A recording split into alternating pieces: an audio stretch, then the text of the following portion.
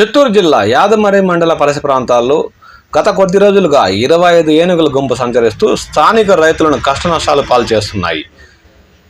పగులుపూట అటవీ ప్రాంతంలో తిష్టవేసి రాత్రి అయితే తమ పంట పొలాలపై దాడుల వేటను కొనసాగిస్తూ తమల్ని ముప్పతిప్పలు పెడుతున్నట్లు స్థానిక రైతులు ఆవేదన చెందుతున్నారు. చిత్తూరు జిల్లాలో ఏనుగుల గుంపు సంచరిస్తూ స్థానిక రైతులను కష్టనష్టాల పాలు చేస్తూనే ఉంది.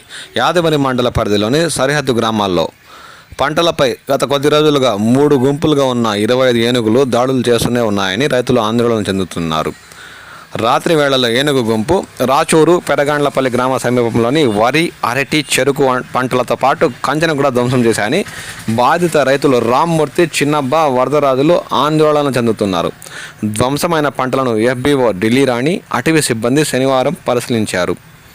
పగలంతా భూమిరెడ్డిపల్లి సమీపంలోని నుంజాల ప్రాజెక్టులో మాటు వేసిన ఏనుగుల గుంపు రాత్రైతే 3 బ్యాచ్లుగా విడిపోయి పొలాలపై దాడులు చేస్తున్నాయని వారు ఆందోళన చెందుతున్నారు. మరోవైపు ఏనుగులను అటవీ ప్రాంతానికి మళ్లించడానికి అటవీ శాఖ అధికారులు తమ ప్రయత్నాలు కొనసాగిస్తూనే ఉన్నారు. అయినా ఈ ఏనుగుల గుంపు రాత్రి వేళల్లో ఎప్పుడొచ్చి తమ పంట పొలాలపై పడతాయన్న ఆందోళనలో రైతులు ఉన్నారు.